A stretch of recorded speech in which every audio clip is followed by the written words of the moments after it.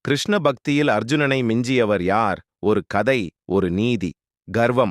இதைப்போல் ஒரு மனிதனின் மாண்பை குலைத்துப் போடும் விஷயம் வேறொன்று இல்லை. கால்காணி நிலத்தில் சின்னதாக ஒரு வீட்டைச் சொந்தமாக கட்டிக்கொண்டால் கூட ஏதோ பெரும் சாதனை செய்துவிட்டதாக நினைத்து விடுகிறார்கள் இந்த மனிதர்கள். விருதோ பரிசோ கிடைத்துவிட்டால் சிலருக்கு தலைக்கு மேல் ஒளிவட்டம் வீசுவதாக நினைப்பு வந்துவிடுகிறது.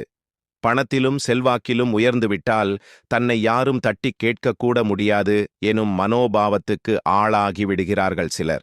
இவை அத்தனைக்கும் மூலாதாரம் கர்வம். இது எத்தனை மோசமானது என்பதை உலகுக்குச் சொல்வதற்காகவே மகாபலி சக்கரவர்த்தியின் கர்வத்தை அடக்க ஓர் அவதாரமே எடுத்தார் ஸ்ரீ மகாவிஷ்ணு. வாமன் அவதாரம். ஸ்ரீகிருஷ்ண பரமாத்மாவுக்கு நெருக்கமானவன் அர்ஜூனன். கண்ணனே தனக்கு சாரதியாக அமையும் பாக்கியம் பெற்றவன். எத்தனையோ ஆபத்துக்களில் இருந்து அவரால் தப்பித்தவன். மகாபாரதத்தில் கண்ணனுக்கு அர்ஜூனனை விட நெருக்கமானவர்கள் வேறு யாருமில்லை என்று கூட சொல்பவர்கள் உண்டு. அதற்கு காரணம் அர்ஜூனனுக்கு பகவன் ஸ்ரீகிருஷ்ணரின் மேல் வைத்திருந்த அளவில்லாத நம்பிக்கை, குருட்டுத்தனமான பக்தி. அவ்வளவு பக்தி கொண்டவனா அர்ஜூனன்? நிச்சயமாக. இதை ஒரு சம்பவத்தின் மூலம் நாம் அறியலாம். அது குருஷேத்திர போர் தீவிரமடைந்திருந்த நேரம். நாளை அர்ஜூனனை கொல்வேன் எனச் சபதம் செய்கிறார் பீஷ்மர். பிதாமகரின் சபதம் என்றால் சும்மாவா? பாண்டவர் பக்கம் இருந்தவர்கள் எல்லாம் அஞ்சி நடுங்கினார்கள். அர்ஜூனன் இறந்தால் கிட்டத்தட்ட போர் முடிவுக்கு வந்தது போலத்தான். அதன் பிறகு கௌரவர்களை யாரும் அசைக்கக்கூட முடியாது. அன்றிரவு பகவான் கிருஷ்ணனுக்கே சரியான உறக்கம் இல்லை. அடுத்த நாள் அர்ஜூனனை தேடிப் போனார். அவன் அப்போதுதான் நன்கு தூங்கி எழுந்திருந்திருக்கிறான் என்பது தெரிந்தது. கண்ணனுக்கு ஆச்சரியம்.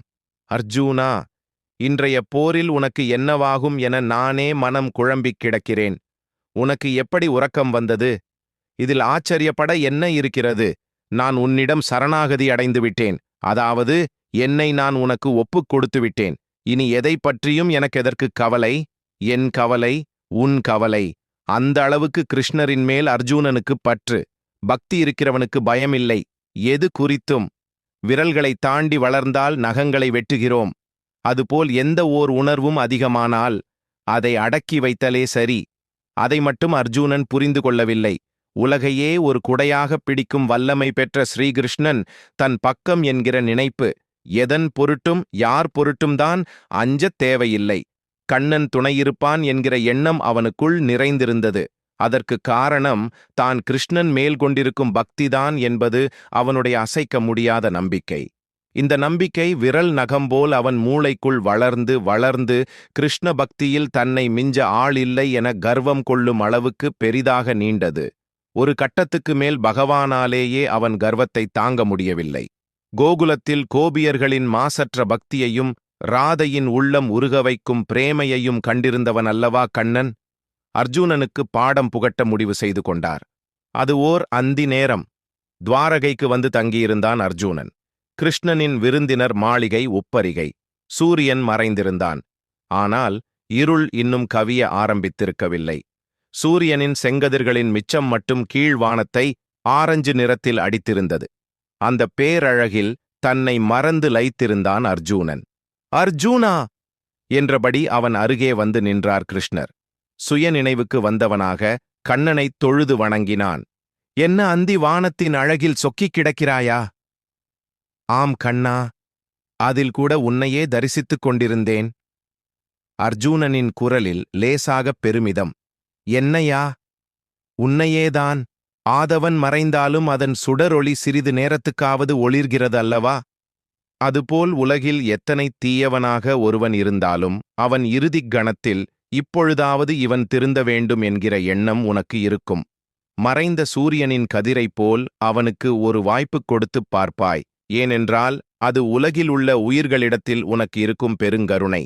இதைக் கேட்டு வாய்விட்டுச் சிரித்தார் கிருஷ்ணர். அர்ஜூனன் முகத்தில் கேள்விக்குறி. அதாவது சதா சர்வகாலமும் எனக்கு என் நினைப்புத்தான் என்பதை நிரூபிக்க விரும்புகிறாய். இதில் சந்தேகம் என்ன கண்ணா? நீயே எனக்கு எல்லாமும்.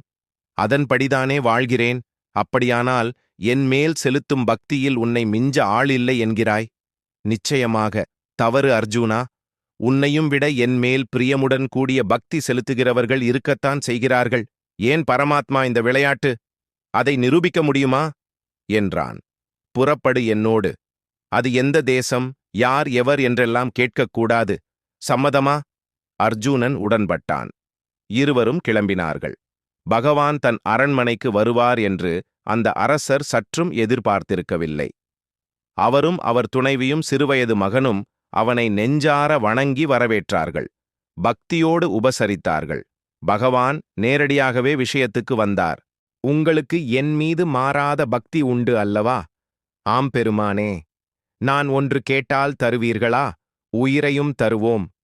சரி. ஆனால் ஒரு நிபந்தனை. என்ன? எனக்கு நீங்கள் தானம் கொடுக்கும்போது உங்கள் இல்லத்தில் ஒருவர் கண்ணிலும் துளி கண்ணீர் கூட வரக்கூடாது. சம்மதம்.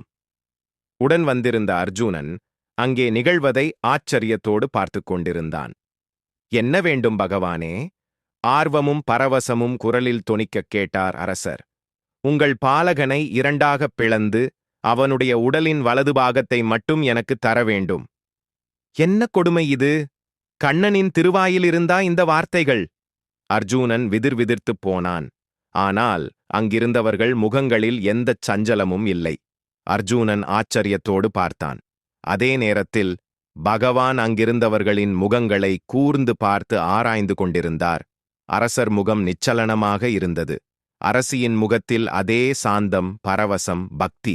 அந்த இளவரசனான பாலகன், அவன் முகம், அவன் கண்ணில், அட, இது என்ன? இளவரசனின் இடது கண்ணில் இருந்து தாரை தாரையாக கண்ணீர், கேட்டார் கிருஷ்ணர். அதற்கு அந்த சின்னஞ்சிறு பாலகன் பதில் சொன்னான். மன்னிக்க வேண்டும் பரந்தாமா, நீங்கள் என் உடலின் வலது பக்கத்தை கேட்டீர்கள். அது உங்களுக்கு பயன்படுகிறதே என்கிற திருப்தி ஒருபுறம். ஆனால் உங்களுக்கு பயன்படாமல் வீணாகப் போகிறோமே என என் உடலின் இடது பாகம் வேதனைப்படுகிறது. அதனால் எழுந்தது இந்த கண்ணீர். கிருஷ்ணர் அர்ஜுனனை திரும்பிப் பார்த்தார். அவன் பகவானின் பாதங்களில் வீழ்ந்து கெட்டியாக பற்றிக் கொண்டான். மன்னித்துவிடு கிருஷ்ணா. கிருஷ்ண பக்தியில் நான் சிறுபிள்ளை. என்னை விட உயர்ந்தோர் உள்ளார்கள் என்பதை உணர்த்திவிட்டாய். மன்னித்துவிடு, மன்னித்துவிடு. கிருஷ்ணரின் வதனத்தில் அதே மென்சிரிப்பு. கதையை படித்த, கேட்ட அனைவருக்கும் நன்றி. கதை பிடித்திருந்தால் நமது சேனலை லைக் செய்து சப்ஸ்கிரைப் செய்து கொள்ளுங்கள். நன்றி, வணக்கம்.